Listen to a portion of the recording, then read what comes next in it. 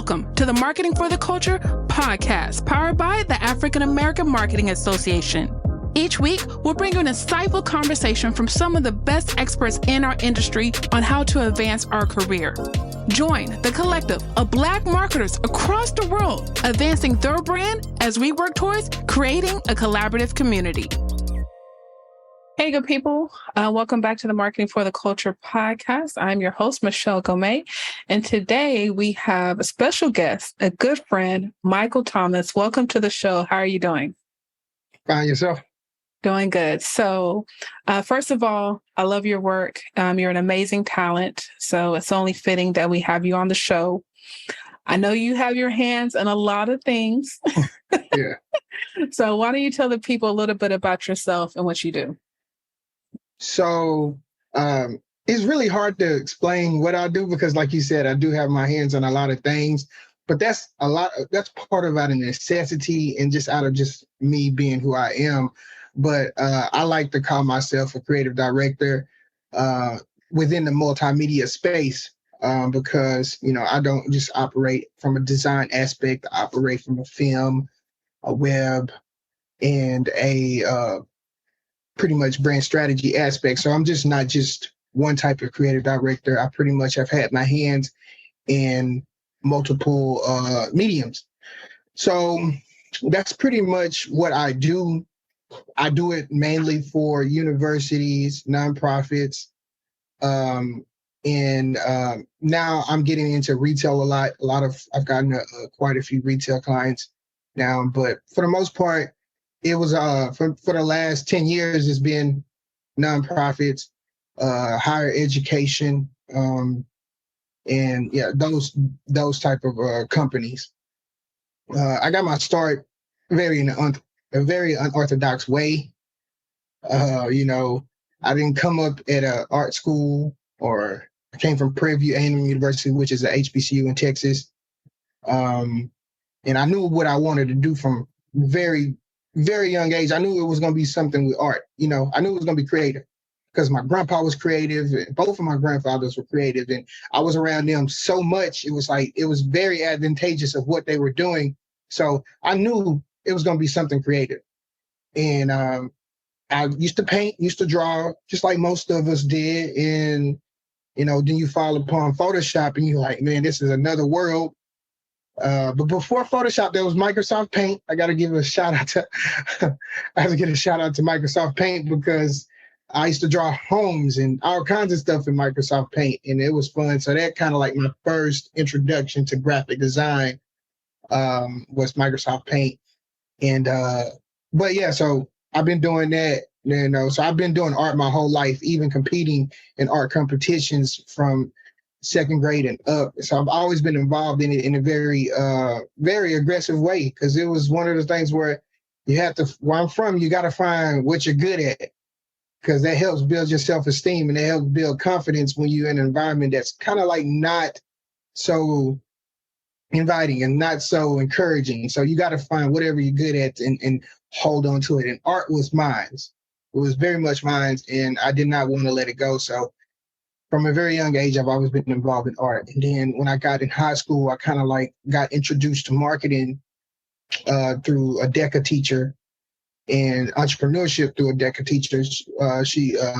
She introduced me to marketing. Then a cousin kind of like backdoored and told me about it as well. So I was kind of like, man, this marketing thing might be a way to kind of like get into design or get into art some way. Because that's what people kept on telling me I probably would do, because I was a creative person. I didn't really know too much about it in high school, nor did I know a lot about entrepreneurship. But one of the things I did know is I wanted to create stuff. I knew I wanted to draw things. I knew I wanted to. And when I fell upon Photoshop my senior year, I knew it was like, I got to do this. I got to do this for school. But there were no art schools, design schools knocking on my door. I didn't really know none about them anyway. And none of my teachers ever encouraged me to go to art school or anything like that. And the only my advisor told me to go to Prairie View. She's like, it'd be a great opportunity for you to go there. And they had marketing.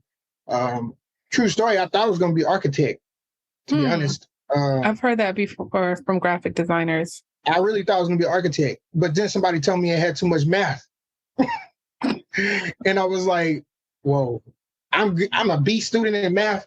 I don't want to do that. I'm not an A student. I don't want to do too much math. You know, I said that to myself, but when I went to Prairie View and I enrolled, it turned out that marketing had way more math than architecture. People don't understand that. You take finite math, you take business calculus, you take micro and macroeconomics, production that has math in it. This is quite a few maths, and it was like, why? Why is there so much math involved in marketing? But that's how the curriculum was. But long story short, I knew I wanted to do something with design, and that was my first passion because it was drawing and painting at first, and that kind of like segued into that. And so that's kind of like how I stumbled across marketing and got into advertising, segued into advertising after I discovered that like my sophomore year. So I was like, these feel like siblings. Marketing and advertising feel like siblings. It's like, I definitely want to be in this space doing something like this for the rest of my life. So that's kind of like how I got into it. Marketing for the Culture podcast is brought to you by the Concord Leadership Group and their new 10-week leadership coaching certification. Coaching helps leaders excel, and learning coaching skills helps leaders unlock the potential of their team.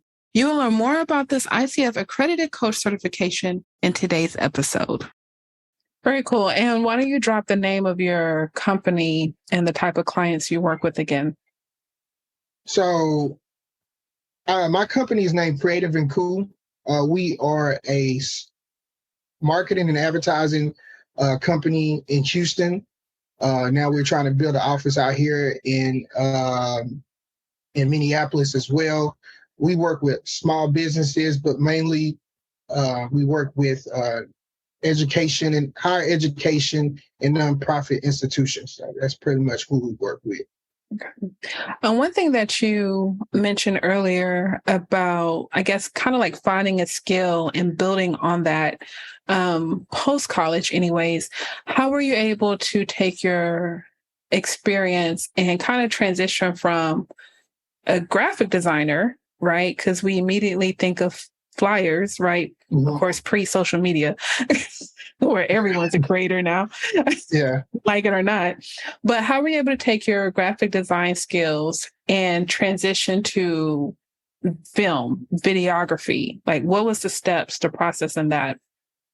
The crazy thing about me getting into film, I always tell this story, and I had a podcast a while ago, but I invited a guy on that kind of like helped me get into film. Well, I did design in college. That's what I was known as, the designer on campus. Like, we didn't have a graphic design program at Prairie View at the time. Now they got one, but we didn't have one. And the guys that did design on campus was very few of us, maybe a handful of us. But I'm not trying to brag, I was the best one on campus. And I was known for design. I would design everybody's shirts. So I would design everyone's shirts. And I started designing my own shirts and selling them as a way to kind of like, make more money with my design. And I knew about marketing. So I want someone to video and photo my stuff. So there were guys on campus that were photographers, and there were guys on campus that were videographers. Well, I used to broker deals with them, but they would never these guys they would do it the first time and then stop doing it after I brokered the deal. And I got tired of begging them to shoot my videos and to do my photos. I got tired of begging them. Honestly, that's the honest truth. And I was like, let me just get this camera and let me practice on it, and that's pretty much how that right there is pretty much the story of my life. I would ask for help, but after so much of me begging you and you dodging me, I'm really going to start doing it myself. Ironically, all those people that I used to do video with, I've gotten better than, and that's funny. That is really funny, but. And it's just a testament to just the sheer will that I have to kind of like do something. When I couldn't get them, I started working on it, and then I just like design. It became something that I was very interested in, and I started investing in film as much as I started investing in my design. And eventually, film will catch up to design. It's not there yet, but my film will catch up to design, and hopefully they'll be right there. But design is just something I can just do in my sleep, and I'm just really good at it. But film is something that I'm really good at too. But it's just I still am missing a few things. I love it. I love it. So you've been fortunate to work with a lot of great companies and brands, and you mentioned that a lot of your experience is from higher ed, nonprofit, now tapping into retail. Do you feel like creatives need to find a niche? What's your take on that? So it's kind of like, any brand that has a unique selling proposition, right? The USP is extremely important for brands when you're trying to establish a market share and you're trying to establish yourself as one of those people. It's just one of the rules of positioning. And I think people have to understand in the beginning, you're working all the kinks out. You're trying to find out what you're good at. And you're trying to find out which industry or which type of client is going to gravitate to you more, what you like. And you're trying to get good first, because being good is just the bare minimum. Like, people don't understand. Like, they think that, you can be all right, but being good is the bare minimum to like be able to compete. But for me, it was trying to find different ways. But I quickly realized, like, while I was building my company, I was working as well in the industry. And I was working for nonprofits, and I was working for higher education institutions. And it just so happened I started getting them as clients as well. And honestly, they started paying way more than the local mom and pop grocery store that was hiring me, or the local, I had a horse trainer as a client once. It started paying way more than those. And it was like, and it was low hanging fruit. The higher education and nonprofits, they had money, and they it respected my opinion, my creative opinion more. And I eventually end up kind of like getting into those things. And I formed a niche very organically, but this is one thing that I did do, and I decided to stop doing. While I was doing a lot of universities and nonprofits at the time, I was still doing other things, and I was still putting everything on my website, on my website. And I discovered that, just by reading I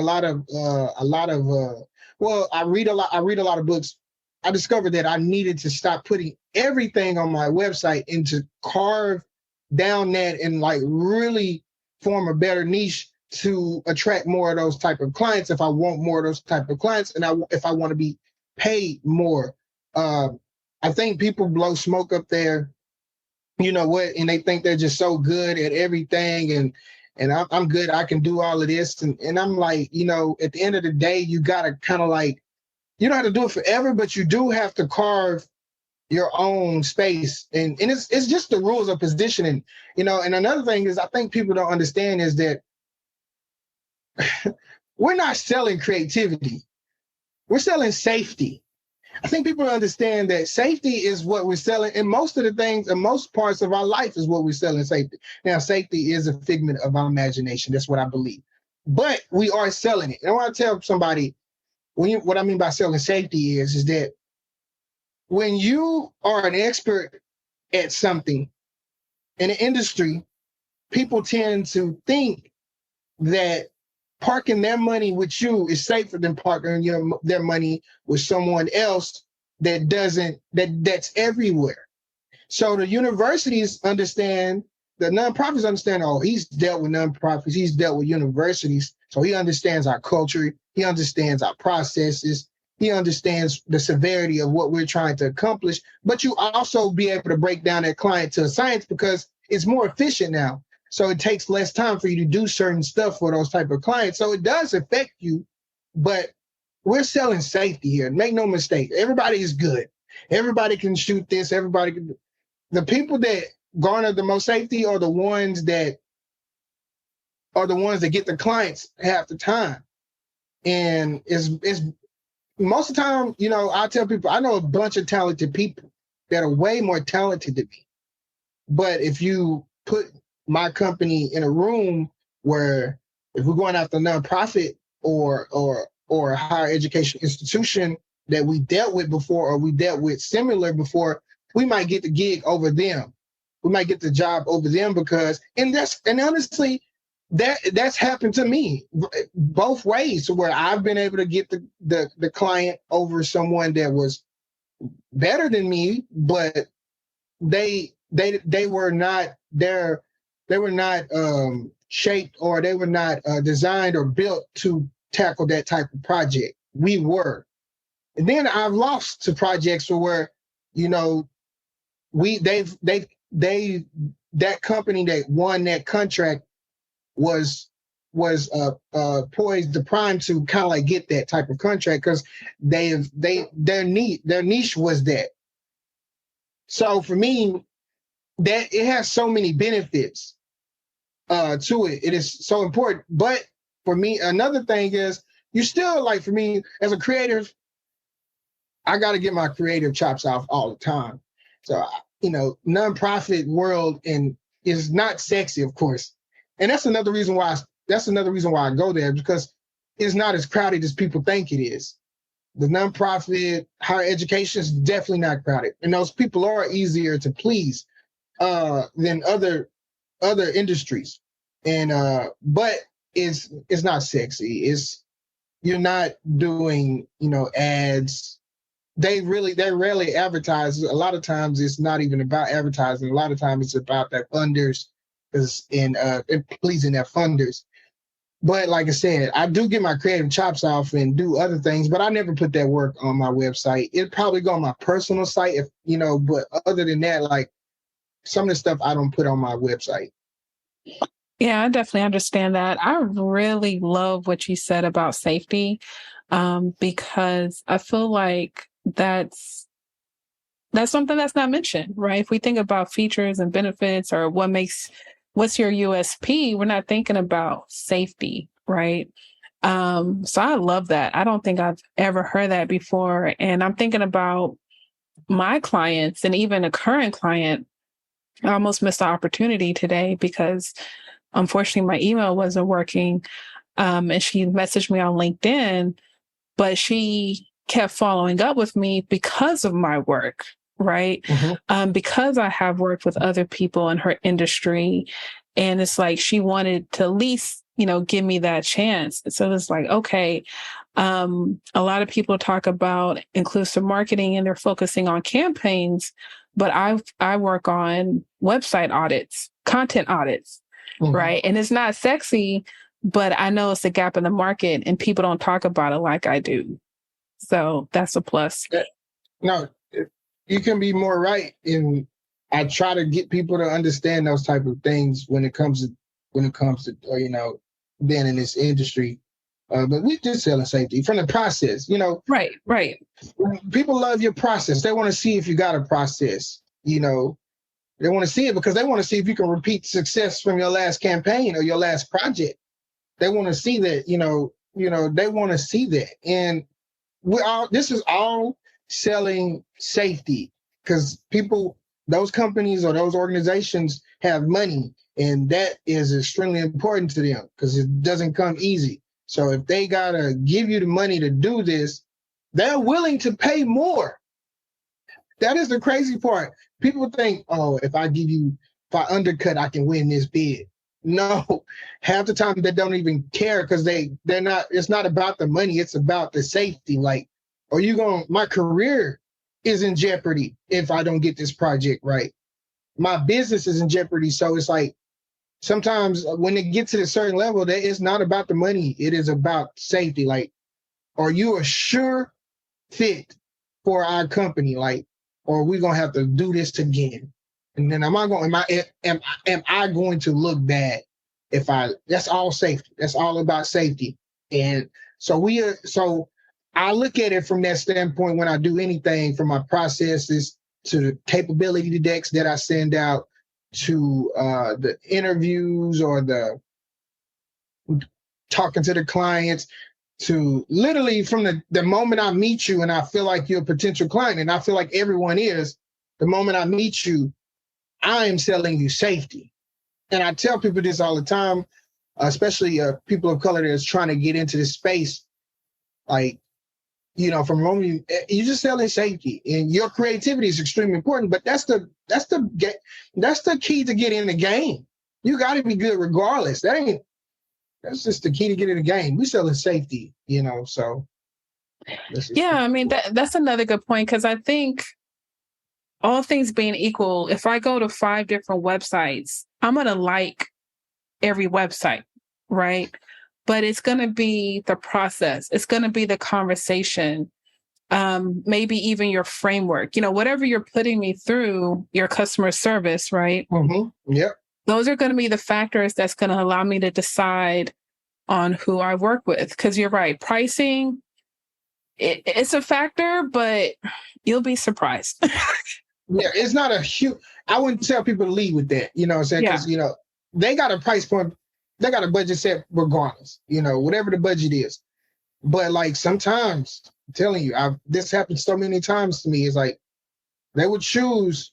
Now, sometimes you got to justify it. They will there's been plenty of times where, you know, going through procurement, they've had to justify why they're choosing someone that's higher. But like I said, when you see my capability deck, and you see the processes and the previous work of what I've done, it kind of like justifies that, you know? So. Are you a leader who feels like they're struggling? Like someone changed the game you were playing? Somewhere along the course of your career, success shifts from having the right answers to asking the right questions. Through school and much of our career, we are expected to have solutions. So when we move into leadership, we just keep doing what's brought us success so far. But that no longer works. We now need to ask questions so others can come up with solutions. That's why leaders need the coaching skills taught in the Quadrant 3 Leadership Coach Certification Program. For more information, go to conquerorleadershipgroup.com/coach-certification to start growing your leadership skills today. One more time, that's conquerorleadershipgroup.com/coach-certification. All right, so I want to pivot a little bit. Kind of made the comment earlier, and this is relevant because Instagram and these updates. I really feel like Instagram is forcing everyone to be a content creator. And I have a love-hate relationship with that because, like, for example, I think I'm funny. I'm funny with my friends, right? Yeah. But not to the point where I want to hold the phone in front of my face and perform. For other people. No, yeah, I get it. So I guess, how do you feel as a professional, as a skilled person, especially when it comes to film? How do you feel about just video content, the apps, all of the apps, as well as social media apps, making it easier for people to become video content creators?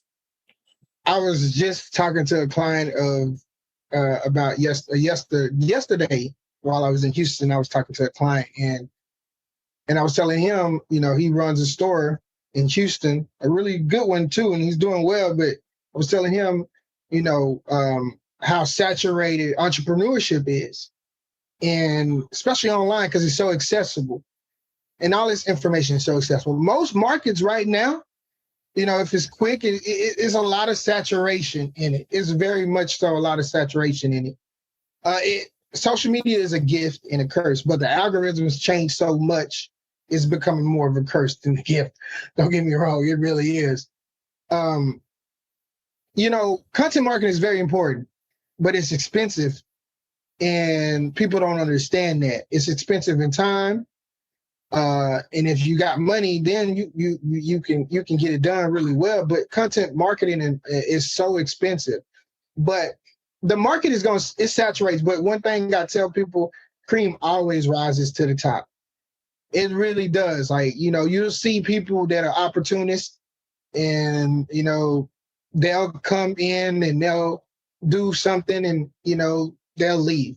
And it's the same thing as like, when I graduated college, there were a bunch of people doing design and flyers and video in college. It really were, as far as like, video. I can't say design, but video. There were a bunch of them doing video and photography on campus. There really were. I can tell you right now, there are not a lot from when I went to college that are doing it at a very high level. There's very few. It might be 4 out of everybody that had a photographer, because that's when DSLR really started to come out in college. And Canon came out with the DSLRs, and they were really like winning. And everybody had one. So everybody was a photographer, and everybody was a videographer on campus. And, those people were opportunists. They really didn't love it. And it just shows. It really shows. Like, and that's one thing I will say is like, I don't worry about the internet videographers or the content creators or all that. I don't really worry about them, because they come to me and they asking me on how to get this and how to get that. And they're not really making a lot of money. I've met with people that they really not, and they're trying to figure out how do they get clients. And it's like, your heart not in it. You trying to get the money. You just kind of get the money, and it's like your heart not in it. Your heart not in the craft. And it just shows. And I tell people all the time, like, you're going to be 60 years old doing that kind of stuff. And that don't look good. It don't look good. So you might as well go where, where your heart is at, and where where you can't, if you can take it, put it on and put it off every day, it's not for you. Because if you really love this, if you really love what you're doing, you're not going to be able to sleep without doing it. You're going to have to do it every day, some way or some form. You're going to do it every day. So, as far as the internet has made everything accessible. And I like to tell people, like, my generation gave this world, social media. We gave it. It is one of those things where I'm proud of and I'm not so proud of, because, people dealing with so many social issues right now. It's really crazy. And we didn't, I don't have to endure half of that stuff because I was born in 1990. So I don't have to endure half of the stuff because I know what dial-up looks like, sounds like, and all that kind of stuff. But overall, I would say I don't have a problem with it. There are issues revolved around it, just like anything. Everything has pros and cons to it. It's made everything accessible. But, the cream always rises to the top. It really does, like, for real. And sooner or later, people are going to realize you are not you're not on their level. And then, or you might just make a certain amount. Like, people make, like, there'll be photographers or videographers, they'll make, like, $100 a video, and they'll go around, like, doing little things like that. That's not sustainable, for one. It's not, like, half the things that people are doing is not sustainable. That's the reason why I'm saying, can you do that till you're 60? That's why I'm trying to tell people, like, can you do that till you're 60? Can you retire off that? Can you build something? Can you build a lifestyle off of what you're doing? Sometimes they don't care. They don't care, and that's fine. Like I said, cream rises to the top. So the people that care eventually rises to the top. And the people that just doing this for a money grab, I'm just going to pick up this camera, I'm just going to do this, or I'm just going to act like I know digital marketing just because I got 10,000 followers. But, they're going to do all of this. That's just how everything has always been, but the cream rises to the top. The people that really want to invest the time, the effort, the money into really perfecting their craft on with the creativity part, they're going to win. They definitely are going to win. So speaking of perfecting your craft, you have an art school. You're working on an art school. Yes, I am. I am. Yes, so you want to give us some details about that, especially the reason why? So when I graduated college, before I graduated college, I could not find a job in marketing or advertising. I wanted to be in it so bad. Keep in mind, I've been thinking about it since high school. and I got a degree in marketing. And I was learning design simultaneously in college. I would go to classes. I would take Photoshop classes that the architect majors had to take to do renderings. I would go to Lone Star and take classes. I would go to Lumen Bright and take classes so I can get good at those things. And I could not find a job to save my life upon graduating college. Couldn't find an internship at an agency because that's what I wanted to be in. I ended up getting a job with the Small Business Association because of my now mentor discovered me in a SIFE meeting, and she gave me an opportunity to make 15 grand a year. That's really what it was. But I got to learn. Fast forward, now being a seasoned person I am, I quickly understand why I didn't get a job. One, I didn't have the proper education that I needed. I love my HBCU, but it didn't teach me the actual technical skills that I needed to be an art director at an agency. It didn't teach me that. I wasn't aware of all the opportunities that this creativity, that creativity and marketing and advertising had. I just was not aware.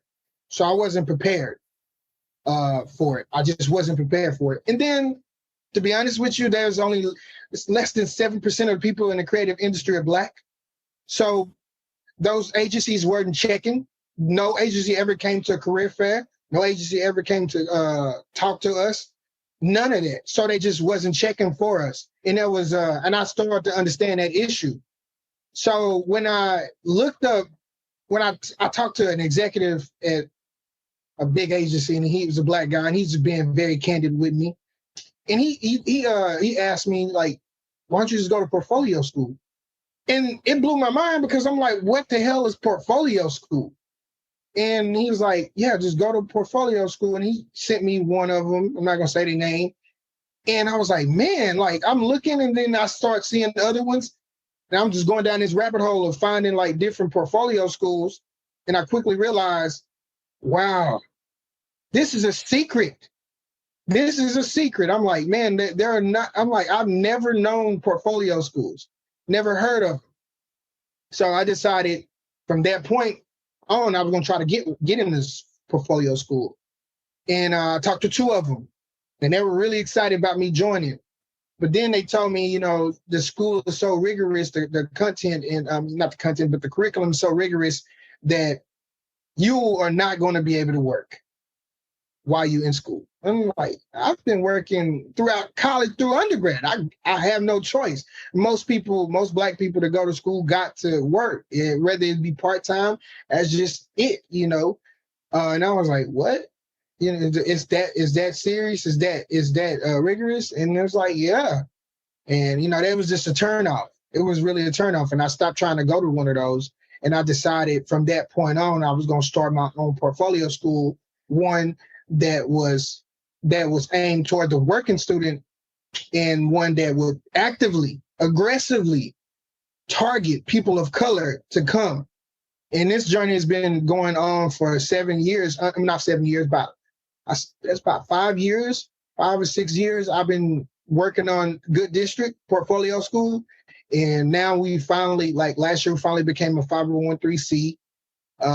We got the curriculum right now that's really strong, and it's continually to grow as I get more creatives and more art directors and creative directors from different agencies involved. We have some support from some agencies and some nonprofits as well. But honestly, it's one of those things where we got to do it. It has to happen because it should have happened a long time ago. And I kind of like got really, aggravated with some of the people in the industry, especially people of color, because it's like, why do I have to do this?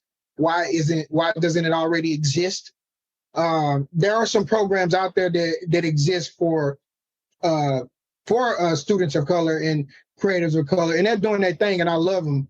I love them for what they do, and I've mentored for some of them. But there's not a program that's robust enough to get the more raw students, like most portfolio schools get. Most portfolio schools target students that they might be accountants that want to get into art direction. That's how robust the curriculum and the program has to be. So that's the type of program that I am trying to establish right now. So I'm trying to raise money. I'm trying to find people that want to teach there. I'm trying to find partnerships, schools, anything that I can do to kind of like build upon this initiative that I have. And it's extremely important to me. And I tell people all the time, it's like, it's not a marathon. I mean, it's not a race, it's a marathon. And for me, it's every day I'm chipping away to get the school open. Every day I'm adding money to it. I invest my own money into it. I tell people, I told myself that I was dedicating $40,000 of my own money to this initiative. So every time I get paid, I put money into Good District's bank account. So for me, it's like, it's not a matter of if it's going to open. It's a matter of when it's going to open. And more people involved in this, the more we can kind of like have impact on this. And I tell people, this affects marketing and advertising, affects everything. This is the reason why we're not in it enough. People don't understand it. It was literally it really affects, it was still going on during the pandemic. There's still ads everywhere during the pandemic, there's still marketing everywhere. So it affects everything. And I just want more people of color to get into it. And that's my initiative. So I'm putting my money where my mouth is, and I want everybody else to, like do this. So that's pretty much what I'm trying to accomplish. I love it. I love it. I love your vision. It is so important. I think the key thing you mentioned is like just not knowing, right? And it goes back to the basis of why exposure is so important, because when you're exposed, you know what you can take advantage of, the resources and opportunities that you can leverage.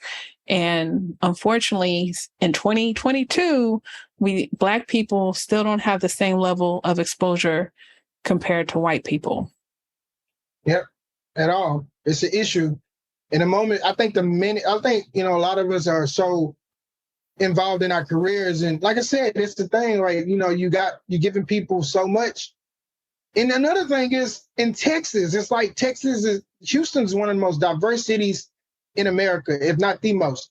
But we are not handling diverse issues really well.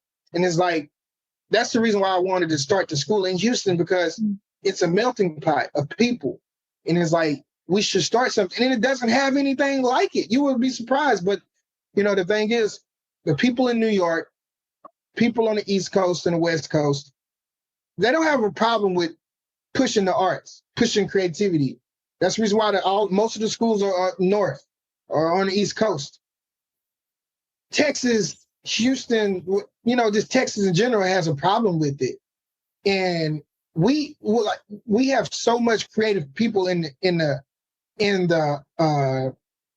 Texas is ridiculous. Like, students need to know that you're doodling right there. You might be able to be an art director. You're writing poems. You might be good with words. You might be able to be a copywriter. Right. Oh, you really think really hard and you really are good at solving problems. You might be a brand strategist, but you don't know any of these careers exist. You just think it's just those things. And as Black people, like myself, like I always tell people, HBCUs need to do a better job of getting with the program. Like, these are careers that exist. That's kind of reason why I started, Prairie View's chapter of American Advertising Federation. And it's only like 6 chapters out there. Out of all these HBCUs, there's only 6 HBCUs. It's only 6 chapters.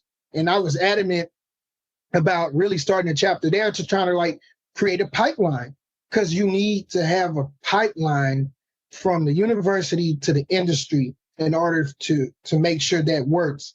And alumni like me and there's more people out there doing this type of work, but it's extremely important that we kind of like continue that work. And it's just an easy thing to do. It's like portfolio schools exist to train people that want to be in marketing and advertising.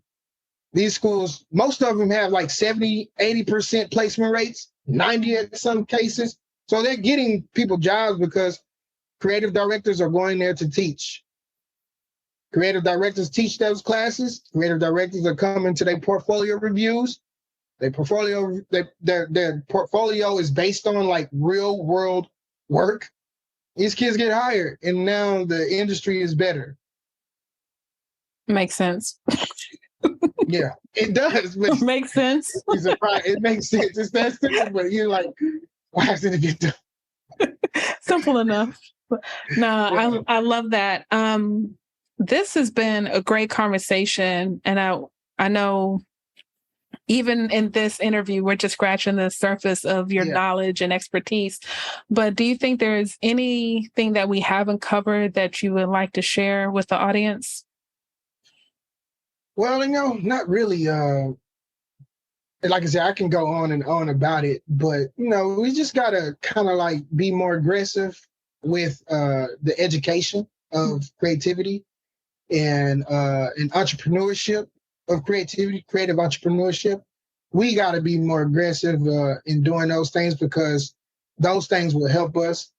I would tell you this, we need to demand more from big brands to hire agencies, Black agencies. We need to demand big brands to make sure that big agencies are hiring people of color in that.